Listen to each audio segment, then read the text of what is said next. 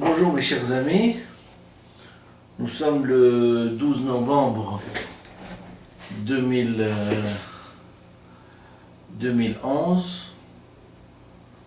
Nous sommes le 12 novembre 2011 et donc une dizaine de mois après la révolution, après l'insurrection du 14 janvier 2011 qui a donné la révolution, de la révolution que j'ai dénommée de la liberté, de la justice et de la dignité. Il existe encore, nous sommes donc dans une phase de transition où on a fait des élections, au bout de 54 ans on a fait des élections libres, où la démocratie s'est instaurée, où il y a eu l'entrée nouvelle des différents partis politiques à l'Assemblée nationale. Et donc nous sommes encore en période de transition, mais c'est sur le bon chemin pour avoir une république, la deuxième république. Et donc notre révolution, je pense qu'elle fait des pas de géant pour réussir. La problématique qui s'est posée à moi, c'est toute cette révolution, tous ces gens qui sont tombés en martyrs, tous ces discours, toute cette effervescence révolutionnaire, tout ce remodelage qu'on essaie de donner et qu'on essaie de tracer pour les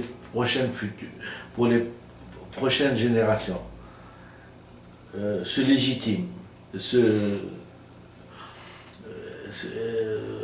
deviennent légitimes pour la conquête de la liberté et pour que les pas de géant que nous sommes en train de faire ne puissent pas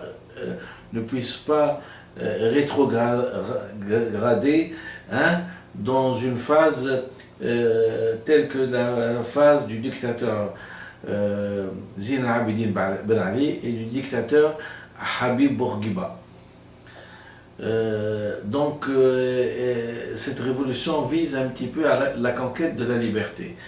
J'ai donc décidé de mettre en vidéo ce que signifie exactement liberté. Il est important de savoir, comme je vous l'ai dit, il est important de savoir comment elle a été conquise.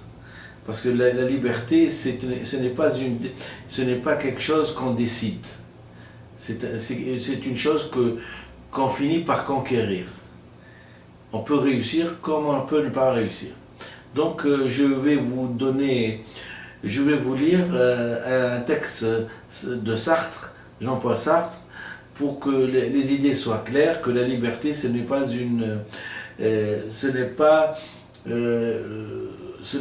de l'eau bénite qu'on est en train de boire, mais c'est une conquête qui peut réussir comme elle ne peut ne pas réussir. Et je vais donc m'enquérir de ce qu'a écrit Jean-Paul Sartre sur ça. Et j'ai choisi un texte d'Anabak d'ailleurs, tout simple, c'est, si vous voulez, un chapitre du bac L, du bac L, juin 2006. Jean-Paul Sartre, cahier pour une morale, la morale. Alors, c'est lui qui écrit. C'est lui qui écrit et que moi je confirme puisque je vous ai dit que j'ai la prétention d'avoir initié tout ça. Donc, au fur et à mesure que nous trouvons certaines exigences de la liberté, je vais vous actualiser ça en fonction de ce que moi j'ai fait. Et vous allez voir que tout s'enchevêtre pour confirmer ce que Jean-Paul Sartre a pu énoncer, a pu décrire sur la notion difficile à cerner de la liberté. Alors, puisque la liberté exige que la réussite ne découle pas de la décision, comme une conséquence, c'est-à-dire si je décide d'être libre, ce n'est pas pour ça que je le serai. Ceci veut dire que si on a décidé d'être libre, c'est pas pour ça qu'on le deviendra. Hein. Je suis sûr qu'au fond de lui-même, chaque esclave, avant de se révolter et de devenir un homme libre, hein, a dû chatouiller cette ambition de devenir libre, de ne pas avoir à mettre la relation la relation de maître à esclave. Donc, mais c'est pas pour ça qu'il va réussir à sortir des entraves, hein, de l'esclavage. Donc, je répète, puisque la liberté exige que la réussite ne découle pas de la décision comme une conséquence, c'est-à-dire que si je décide d'être libre, ce n'est pas pour ça que je le serai. Il faut que la réalisation à chaque instant ne pas être pour des raisons indépendantes du projet même et de sa précision. Ces raisons forment l'extériorité par rapport à tout projet. Alors, par rapport à tout projet, je vais comme on dit, confirmer ceci. La liberté, je vous ai dit, l'insurrection du 14 janvier 2011, elle a été précédée par un courrier.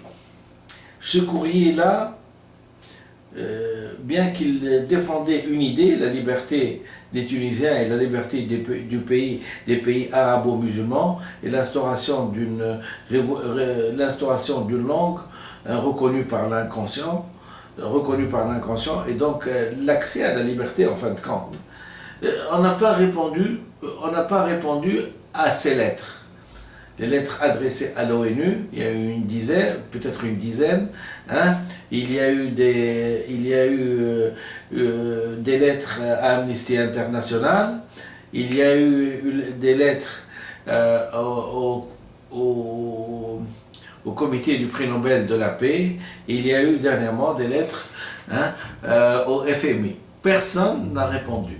Vous comprenez l'obstacle, c'est-à-dire vous avez raison, tout le monde le conçoit, mais nous ne répondons pas. Ce n'est pas du mépris, mais c'est la difficulté inhérente à la liberté. C'est-à-dire que les obstacles doivent être grandioses, à tel point que les personnes deviennent irrationnelles. Ils savent que ce que tu dis est vrai, mais personne ne t'aide. Hein, personne ne t'aide. C'est une conquête, la liberté. Ce n'est pas un coup de téléphone. Hein? Donc, il faut que la réalisation à chaque instant elle ne peut pas être, pour des raisons indépendantes du projet. Le projet en lui-même que je me suis fixé, c'est de libérer un peuple, la Tunisie, et un peuple, les pays arabo-musulmans, et sa précision, ces raisons forment l'extériorité par rapport à tout projet. Donc l'extériorité à tout projet, c'était un obstacle. C'est-à-dire que les gens, on ne te répond pas.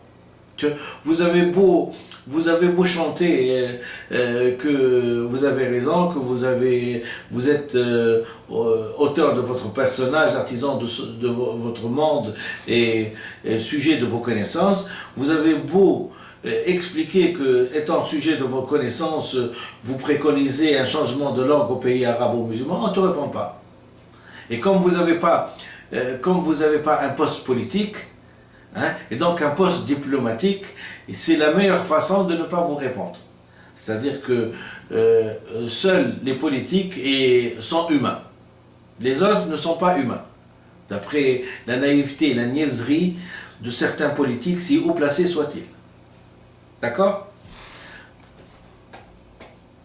La liberté est la perpétuelle invention des moyens de tourner ces difficultés extérieures. Oui, parce que par exemple, les difficultés extérieures, c'est de ne pas répondre. Et moi, chaque fois, j'essayais, hein, de remettre de l'eau dans mon moulin, comme on dit, et de comment dirais-je, de reprendre mes demandes, de reprendre mes sollicitations, hein, et d'essayer de vaincre les obstacles qui s'opposaient à moi, hein, et les difficultés extérieures. Mais il est bien entendu que la réussite doit être seulement possible. Oui, parce que s'il n'avait pas espoir, si minime soit-il, hein, de réussir à libérer ce peuple, c'est-à-dire qu'il n'y a d'action que si les difficultés extérieures peuvent être toujours si élevées ou si neuves que l'intention humaine ne puisse pas les surmonter. Alors, mais il est bien entendu que ça doit être seulement possible, c'est-à-dire qu'il n'y a d'action que si les difficultés extérieures peuvent toujours être si élevées ou si neuves que l'intention humaine ne puisse pas les surmonter. Oui, c'est quand vous essayez de communiquer avec quelqu'un et qu'il ne vous réponde pas, c'est un déni d'existence. Et ce déni d'existence est inhérent à la liberté. Est inhérent à la liberté. Je ne te réponds pas. Donc je confirme pas ton analyse, donc je confirme pas ton bon droit, donc je m'en fous complètement de votre, je m'en fous du problème que vous évoquez. Hein? C'est au nom de la non-ingérence. Et quand vous pensez que cette non-ingérence vise à sauvegarder le petit moi du petit fonctionnaire, si grand soit-il, dans une institution internationale, vous pensez que très bien que la liberté en elle-même, la liberté, ce grand mot, puisse buter, puisse presque être détruit par l'égoïsme et par des complexes bien mal fondés. Si Jean-Paul Sartre a écrit ça, c'est que les obstacles ont été confirmés par les petits monsieur, qui prennent le haut du pavé, qui essayent d'organiser des sommets, et pourtant qui ne répondent pas à des gens, à des scientifiques. Voilà qu'est-ce que c'est la liberté, la difficulté de la liberté. Bon. Ainsi, est-il toujours entendu à la fois que l'entreprise humaine a réussi à cause de la libre décision et de la libre inventivité qui a surmonté les obstacles. Oui, la libre décision, c'est moi qui ai décidé. C'est moi qui ai décidé dès le premier jour. Dès le premier jour, il y a déjà 17 ans ou 18 ans, d'étudier ce qu'on appelle le monde de la psychanalyse et de vous montrer d'ailleurs, puisque je suis dans mon bureau, de vous montrer ceci, de vous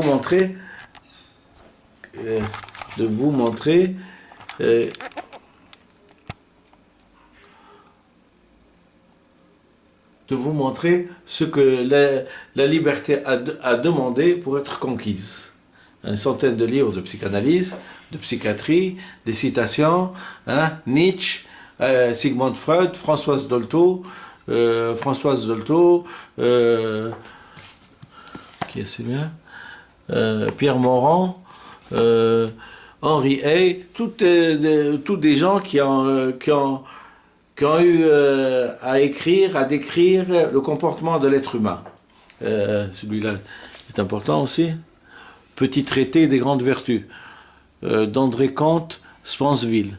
Oui, c'est ça, conquérir la liberté. C'est d'abord dominer le problème culturel de la liberté. Et donc, là je vous ai montré.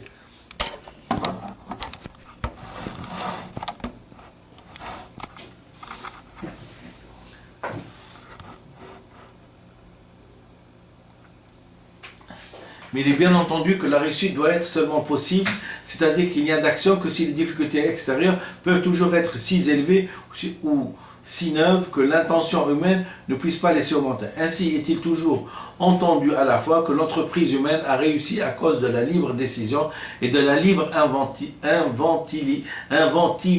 inventivité. C'est que, il faut absolument contourner les obstacles. Contourner les obstacles, ça a été pour moi d'écrire les